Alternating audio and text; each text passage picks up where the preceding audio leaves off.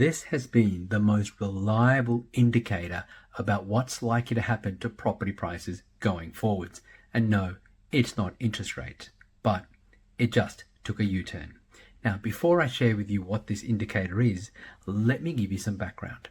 You see, since the start of 2025, we've seen so much negative news in the mainstream media. They talk about how unaffordable property prices are. They talk about how the economy is tanking. They talk about how young people can't afford property anymore.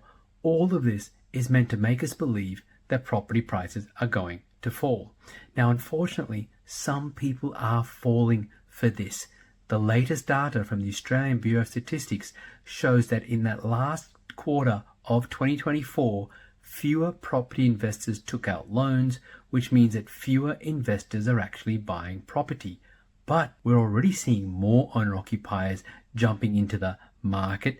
And as investors, that's what we want to see. We want to see more demand from people who want to buy property to live in a particular area. But now we're starting to see the final nail in the coffin for those people who claim that property prices are going to crash in 2025. And this was the key indicator that I mentioned to you at the start.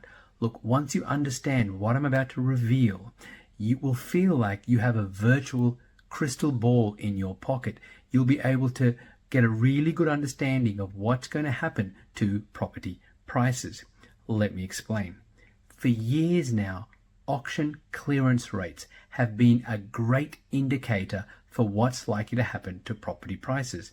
So when auction clearance rates improve, which means more properties that come to auction are selling, that normally means that property prices are rising or going to rise because there's more demand.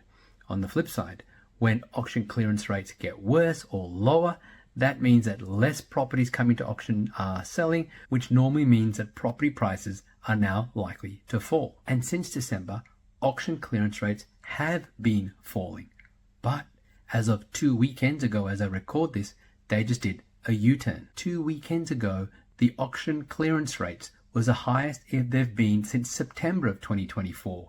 And the weekend just gone, auction clearance rates are higher again. And all of this happened before Tuesday's rate cut.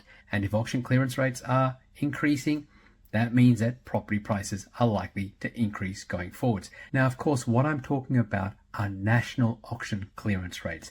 That does not mean that auction clearance rates are improving everywhere. You do need to do your due diligence